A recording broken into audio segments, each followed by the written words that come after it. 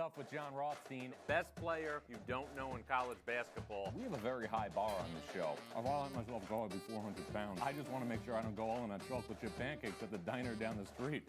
Forget about not sleeping until May. I may not sleep at all, but I wouldn't trade it for anything else. College hoops. Everything else is just secondary.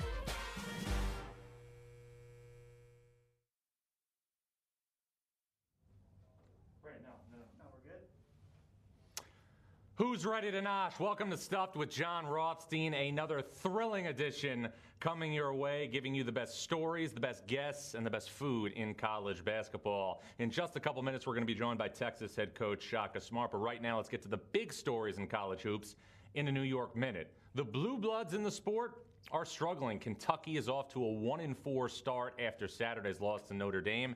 And how about the next two games for the Wildcats? They'll take on UCLA Saturday in the CBS Sports Classic and then travel to Louisville on December 26. Don't dismiss the fact that Kentucky could enter SEC play at 1-6 overall, even though the Wildcats did show tremendous progress in the second half of that loss against the Irish. And what about another blue blood that's struggling? Let's look at what's happening with the Duke Blue Devils. Duke 2-2 after 4 games. We will learn an awful lot about Mike Krzyzewski's club in the ACC opener on Wednesday night at Notre Dame. That is one to put on your DVR right away. Now, just because blue bloods like Kentucky and Duke are not performing at the top of the sport, it doesn't mean that other programs aren't capable of coming to the forefront. Look at what's happening in Missouri. Look at what's happening at San Diego State. Missouri looks like far and away Konzo Martin's best team since he took Tennessee to the Sweet 16. And San Diego State once again proves that the years change, but the Aztecs defense does not. Brian Dutcher's squad already has victories over Arizona State and UCLA. Those two triumphs will carry themselves all the way to Selection Sunday. And lastly, I know that so much talk early in this college basketball season has been about the depth and the potential of the Big Ten, but I firmly believe that the Big 12, especially the top of the league, is being overshadowed. I look at the top of the Big 12 and I see Baylor, Kansas, Texas, West Virginia, and Texas Tech. That's 5 teams, in my opinion, that have a legitimate chance to at least get to the second weekend of the NCAA tournament. And with that note, and talking about the Big 12, let's now bring in the head coach of the Texas Longhorns, whose team is 5-1 entering their next game Wednesday night. He is Shaka Smart. And Shaka, before you became the head coach at Texas and before you became the head coach at VCU, you studied history at Kenyon College. What prompted that interest? Oh, it's exciting, man. I like learning about things, like learning about the past, and had some great history professors, so this was natural. Now, in addition to studying history, you also, and you've talked about this year after year, kept a very, very detailed journal of quotes. If Shaka Smart had to pick one quote that resonated more than others, what would it be? I can't pick one, John. I know you like to mix up quotes and change them up all the time, so I'd have to go with a variety. One that I like using with players is to give anything less than your best is to sacrifice the gift. That's from Steve Prefontaine, and obviously very applicable to coaching and playing basketball. Well, if you're studying history and you're keeping obviously a regular log of quotes, you're obviously influenced by people of great leadership. If you had to pick one leader outside of sport that had the biggest influence on Shaka Smart, who would it be? Man, you're coming with some heavy-hitting questions. One leader outside of sports, I would go with Mahatma Gandhi in terms of history, and then in terms of people that I actually know and that have influenced me personally, I'd go with my mom.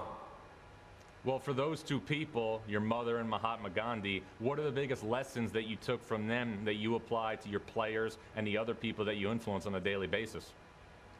Presence. You know, just trying to be in the moment and trying to accept what is so that you can do the right next thing.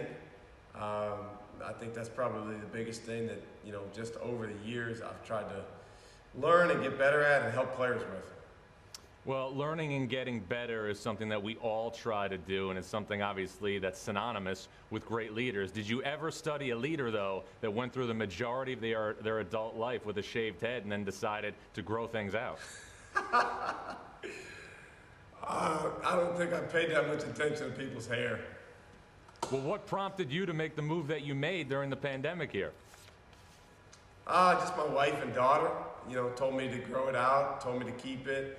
Normally I cut my own hair about once a week. I've always done that going back to 7th grade. It was something I started to do to actually save money at that point in my life. A lot of people were surprised to see that I could grow hair, but obviously I can, and my wife and daughter asked me to keep it, so that's why I look the way I look. How is the day-to-day maintenance different when you obviously have a full head of hair versus when you were shaving it maybe once a week? There's a very, very small difference. I have to wash my hair, a little more thoroughly than I did when I didn't have any hair. But other than that, I don't do a whole lot of day-to-day maintenance.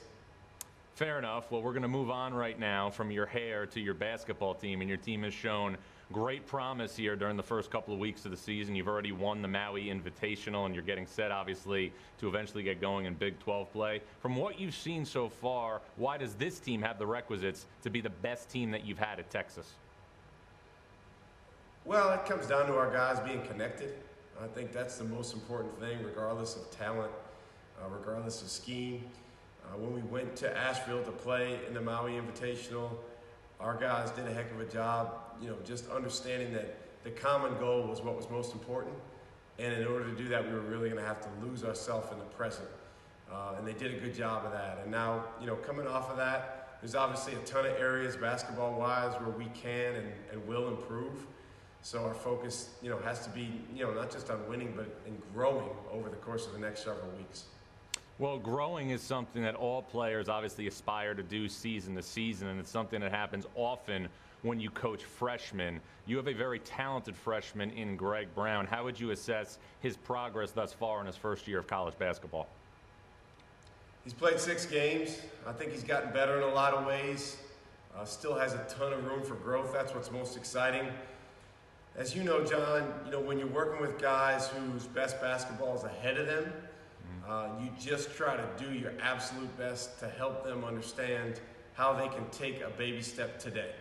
And if they can get a little bit better today, it puts them in position to play a little bit better tomorrow. And that's all we're trying to do with Greg. I think he's made a lot of progress with just learning the effort that goes into playing at this level, understanding to go grab the basketball off the glass, which is something he does really well, understanding where he can impact the game with his athleticism, and that's something that we'll continue to work really hard with him on. It's interesting. The adjective that you used to describe Greg Brown to me after you signed him was that he played the game very violently. And I remember watching your game in the Maui Invitational in Asheville against Indiana, and that's the adjective that I associated with your defense, because your defense was at a different level that day with the way you were able to keep Indiana in check. Is it those types of attributes, when you think about your team, that might give this team a similar identity to some of the teams that obviously you had at VCU? I think, all the best defensive teams, have a level of assertiveness and aggressiveness to them, regardless of the specific style of play. So absolutely, for us to be our best, the defensive end has to be our anchor. We have to play with unbelievable violence and togetherness and multiple efforts on the floor. We got to get our hands on the basketball. So for us to be who we want to be, that certainly has to be the end of the floor that we lead with. If that gives us something in common with other good teams, we'll take it. Well, and you're going to need, obviously, something in common with other good teams because of the conference that you play in. I talked about this at the top of the show. The Big Ten is obviously getting a great deal of attention this season. It's going to be one of the best conferences in the country, if not the best. But I look at the top of the Big 12, especially, Shaka, and I see multiple teams that can play deep into the NCAA tournament. You have often talked about the competitiveness of this league from a double round robin standpoint. I know you're not fully transitioned to conference play yet, but from what you've seen from the Big 12, what are your thoughts about what lies ahead? It's always a phenomenal league, but like you said, this year you've got quite a few teams at or near the top of the league that quite frankly, could beat anybody in the country. So when you match up with those teams, you have to understand that you're going to have to bring your A game. You're going to have to play 40 minutes. You can't have lapses. You're going to have to be connected around one singular goal. But that's what makes it exciting, man, to play in a conference like that. So our guys, were disappointed the other day when our Baylor game got postponed. But in this era, those sorts of things are going to happen, and you just have to respond and be ready to do what's next. Well, and it's also like a prerequisite to coach in the Big 12. You have to have coached in the Final Four. Such a high level of coaches, in terms of the percentage of coaches in the Big 12, have coached in a Final Four. When you think about trading wits with people like that and where you are now versus where you were when you arrived at Texas, what's the biggest difference in Shaka Smart as a coach today versus when he took the post at Texas in 2015? Just experience. I think 5 years of experience and learning specific to our program and this league and this time and these players, what helps us be successful, what helps our guys be successful. That's probably the biggest difference. I mean, as a person, there's not really a whole lot of difference. Hopefully I've grown in some ways, but I think when you have experience like that, hopefully you can use it, because as you mentioned, in our league, there's phenomenal coaching and guys that have been doing this for a long time. You mentioned growing as a person and, obviously working in this vocation and getting to know coaches like yourself over the last 15 years. You know how difficult it is for coaches to have the appropriate work-life balance. You're always working such crazy hours. There's no such thing as a blessing during a global pandemic, but for you personally, what was it like to get the additional time at home with your wife and daughter that you might not have had if the conditions in the world weren't the way that they are right now? Well, I mean, the best part about it was I went several months where every single day I got to see my daughter and my wife. But I think as a father, especially when you're coaching, there are significant portions of the year where you end up being away from your kids and you end up being away from your family. And so that was by far the biggest silver lining. I think it caused all of us to slow down a little bit and self-reflect and understand, hey, what is it that really, really matters the most, and why am I here? Why am I doing what I do, and how can I grow? So, that was a good thing that came out of last spring. Well, you mentioned earlier in this interview that staying present is something that's, you've learned from your greatest mentors. When you think about not just having a great season this year at Texas or having a great career, how much is staying present and being adaptable, especially in these times, one of the biggest keys to success in any vocation? It's everything. I mean, to be honest with you, the past and the future, as real as they may seem and as much of a big deal out of that everyone makes out of them, they're really just figments of up here in our minds. I mean, it's all about now.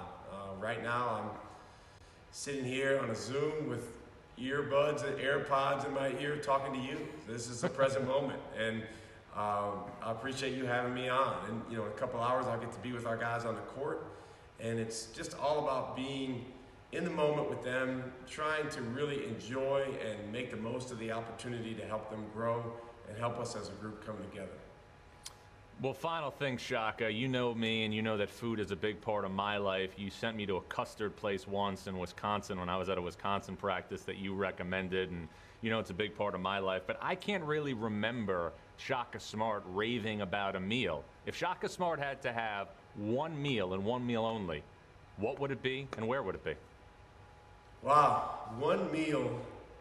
I know that you are so biased towards New York and pizza from the city of New York, but I'm actually going to go with Chicago-style deep dish pizza at Giordano's, and I'm sitting there with my brother and my mom and other members of my family. So if I can only have one meal, that's what it would be. Giordano's in Chicago. Shaka Smart, a heck of a defensive coach, a heck of a human being, a heck of a leader. As far as pizza goes, he could use a little bit of work. But Shaka, we appreciate a couple of minutes. I'm appreciative of your time. Know how busy you are. Stay safe. Best of luck throughout the upcoming season. Thanks for hanging with us here on Stuffed. Thank you, John, and keep up the great work. You guys, Texas head coach Shaka Smart. It's time now to get a little nosh and engage with you in the part of stuff that we call Don't At Me, Bro. So I'm going to get to your questions here right now. Send me them on Twitter. I'm at Jon Rothstein. That's John, Jon. But first, I'm going to get a little nosh. Always got to get my sweet potato fries when I do this right now. Always better answering questions on social media when you're not on a full stomach. I made the transition to sweet potato fries a couple of years ago from regular fries. One of the best decisions I ever made. So let's get to those questions right now. First one. How can anybody justify having Missouri ranked behind Illinois? Well, Guy Montag, I can't speak to anybody because I voted Missouri ahead of Illinois. Missouri, to me, and I said this obviously at the top of the show, the best team that Conzo Martin has had since he took Tennessee to the Sweet 16 in 2014. Next question. Pablo Fernandez asks, what does SMU need to do to earn an at-large bid to the NCAA tournament? Well, the first thing they have to do is they have to get healthy. Tyson Jolly is still out of the lineup for personal reasons. Also, Yorane, their big man who transferred from Oklahoma State, they haven't gotten word yet if he's going to be eligible to play this year. He's also hurt. So the first thing is to get healthy. And the other thing is SMU's games against Houston in the American Athletic Conference are going to be critical for the Ponies to get into the NCAA tournament, because right now no other team in this league has really done a lot in the non-conference portion of the schedule. Our next question comes from RL, and it's John. Thoughts on Xavier not being ranked in the top 25 after a 7-0 non-conference start? Where are they looking come March? I need to see more of Xavier to see how high the ceiling is, but I'll say this about him, about Xavier. They're getting unbelievable seasons from Zach Fremantle and Paul Scruggs. Paul Scruggs is very quietly playing the best basketball of his career. Last season, Paul Scruggs had a total of 81 assists on the year. Through 7 games already, he has 50. And also, they're getting a big lift from Nate Johnson, the grad transfer, who has been a big-time impact guy shooting the basketball. So Xavier, to me, looks like an NC2A tournament team. Beyond that, still don't know. Next question comes from Dustin B. Wells, and it's John. Where do you think Pitt will finish in the ACC? Can they make the tournament? Pitt had an unbelievable win, last week at Northwestern. Pitt was sensational at the end of that game, and Justin Champagnie, the brother of Julian Champagnie, who's starring for St. John's, has been on an absolute tear, having a 20-20 game against Northwestern. Pitt's ACC opener against a wounded Miami team will be a big opportunity for them to continue to move the needle.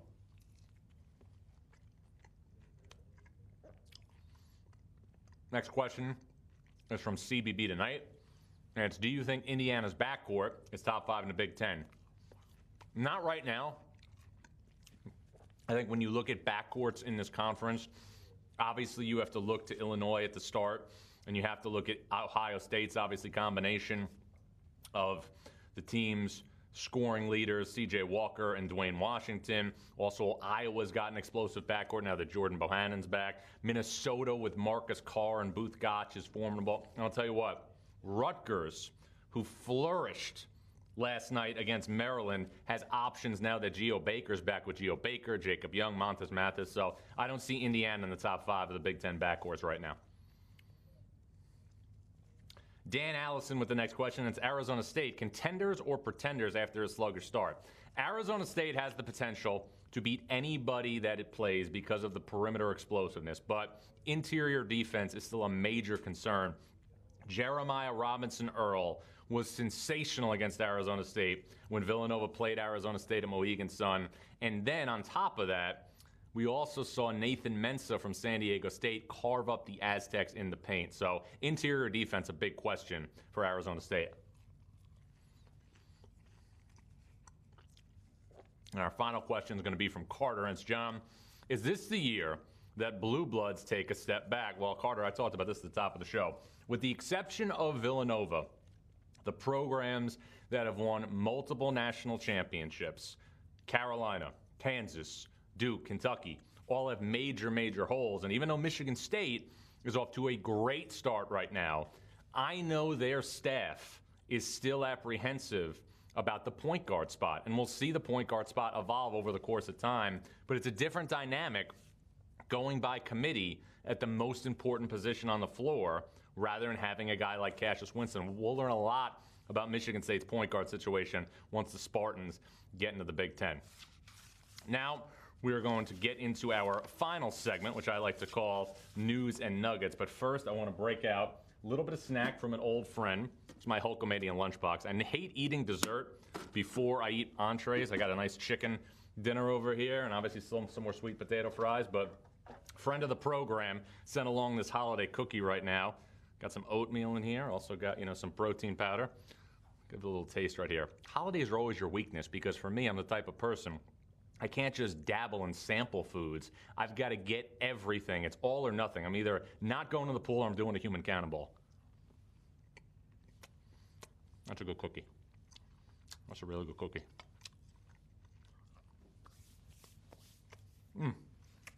Okay. Some news and nuggets. A little water, excuse me. Tough to talk and eat cookies at the same time. West Virginia's two wings, Sean McNeil and Taz Sherman, will determine the Mountaineers' ceiling this season. Those two players are shooting right now a combined 39% from three-point range. Both are averaging in double figures. Neither averaged in double figures last season. Another one of the best freshmen in the country that not a lot of people are talking about is Michigan's 7-foot freshman, Hunter Dickinson, currently leading the Wolverines in scoring and rebounding. Remember the name. And then how about UCLA's depth right now out of the gate? The Bruins have 9 separate players averaging 12.8 minutes or more. Again, Mick Cronin's team, a legitimate 10 deep on the West Coast. They will host Long Beach State tonight at Pauley Pavilion. And some other games to keep an eye on tonight in college hoops. 2 unlikely starts from Clemson and Virginia Tech. They hook up tonight in the ACC opener for both. Plus, Loyola Chicago has been trying to get a marquee game for months. They have one tonight at Wisconsin. With Northern Iowa's A.J. Green out for the season due to a hip injury, Loyola Chicago clearly the favorite in the Missouri Valley. Another really good game, Minnesota at Illinois, the Big Ten opener for both. And an interesting battle of the bigs, Liam Robbins for Minnesota and Kofi Coburn for Illinois. And then Georgia Tech on a 2-game winning streak after wins over Kentucky and Nebraska, goes to Florida State to take on Leonard Hamilton's squad, the defending ACC regular season champions, Scotty Barnes, MJ Walker. Florida State looks like a major player again at the top of the ACC. And the top of the ACC right now is a major question. Look at the blue blood type programs. Carolina, major holes. Duke, major holes. And of course, Virginia still trying to figure things out. Want to thank Texas head coach Shaka Smart for joining Stuff with Jon Rothstein. We'll be back next week. Remember, stay positive, test negative, and in the airport of life, college basketball is the Delta Sky Club. Oh, good. Can't wait for the holidays. This is a holiday. Every day is a holiday. Mazel tov.